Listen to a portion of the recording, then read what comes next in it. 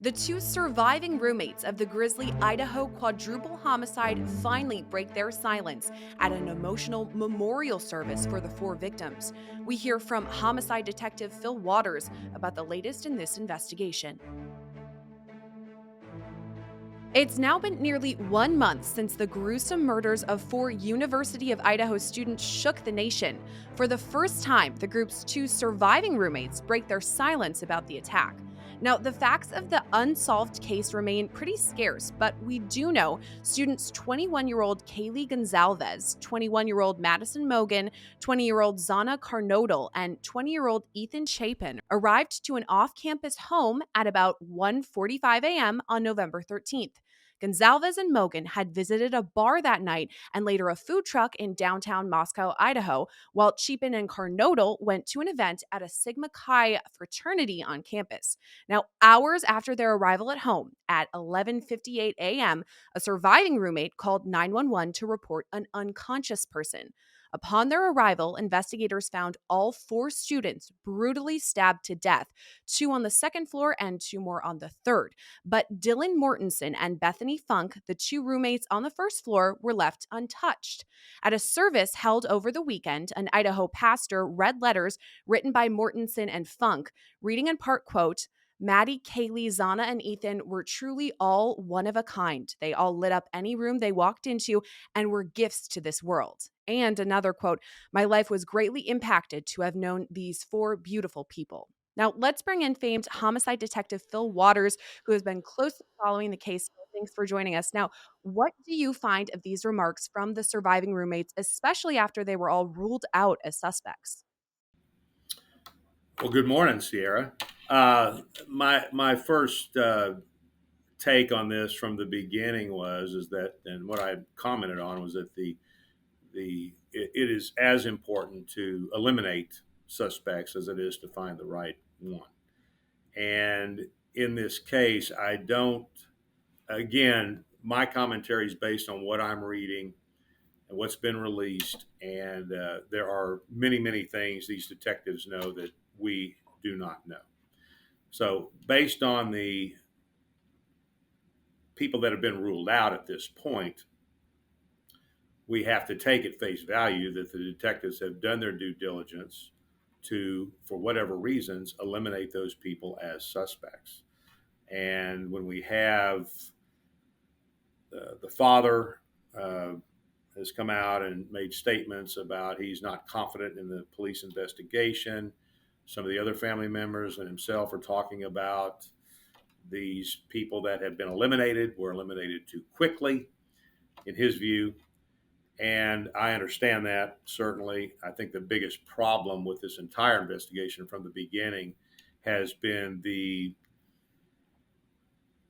I guess the pitfalls of something like this when you have a department and you have an administration that is not used to this kind of an event occurring in their city.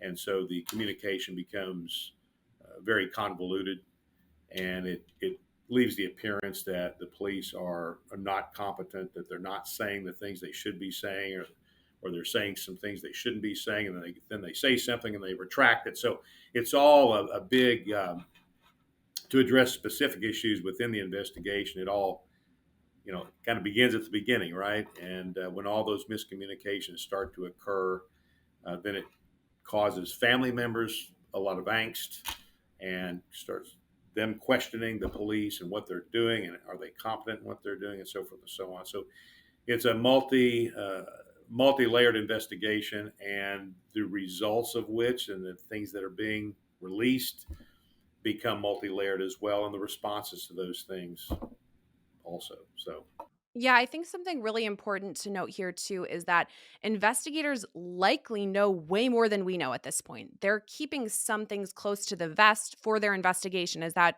something that you would say is accurate? well, yeah, and that's important. I know in my experience, I've had multiple fatality scenes, and of course those are very high profile, and there are just certain parts of the investigation, and there's evidence in the investigation that is not going to be revealed to the public. And you have to maintain the integrity of that investigation. What you don't want happening is releasing something that you should not have as the detective in the investigation. And then we find out later that that bit of information that was released did compromise the integrity of the investigation and caused it to slow down or stop or hinder the apprehension of a suspect. So, you know, I mean, I understand the criticism, but then again, having been on the other side of it, and I understand completely how these families feel, how the public feels. I get it, but I can tell you that there are just certain aspects that have got to be, as you put it, held close to the vest. Yeah, exactly. Just to maintain the integrity of that investigation. So, a lot of things here are still a question mark. I mean, this is an unsolved case nearly 1 month after it actually happened. But there are some things that we do know for a fact that all of the victims were on the second or third floor, but the two surviving people, the roommates, were on the first floor. But we also know there was no sign of forced entry. Now, we've heard a lot of back and forth about whether the house was targeted or if someone inside was. So, does this make you think that one of the four victims inside was, in fact, the target? Well, that word target has been bandied about quite a bit. I have used it in my commentary, of course, and I've tried to explain it the way I look at an investigation like this is that clearly this is a big time who done it. It's not a smoking gun, right? So when I use the term targeted, it is apparent to me, and again, I'm just speaking with what I have read and what I know and what we all know, that the person who did this was focused on those four individuals. Now, was there somebody within that group that they were more focused on? I think that yet to remains to be seen. But today, there's some commentary about how I think it's Kaylee had more. The wounds were much more extreme than on the young lady she was with, and what I read is that they were in the same room together. Now, that I may have misread that, but I believe that's what I've read. And that could mean a couple of things. Number one, it could mean that the attack was on the other young lady first, and Kaylee woke up and began to fight. And so when that happens, that ratchets it up the attack, and the attacker had to put Kaylee down because she was, and I don't know if she's one of the ones that had defensive wounds on her or not, but there has been information put out there that there were some defensive wounds on some of the victims. So that could mean that she woke up, and that's why the attack on her is more vicious, because she was fighting. So that, again, that ratchets up the attack, and that may explain why she's got more extreme wounds on her. Now, the other side of that is, of course, that she was the target among these people, and that's why that attack was more vicious. And the other young lady was attacked secondarily.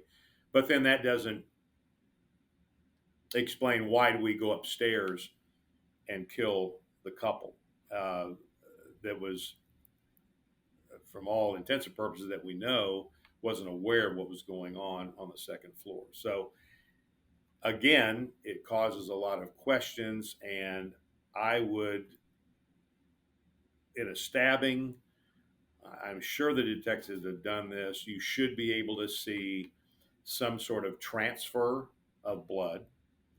You should be able to get an idea of where the attack started and then where it went to, and plot the path of this suspect through that structure and get a pattern of the way it unfolded.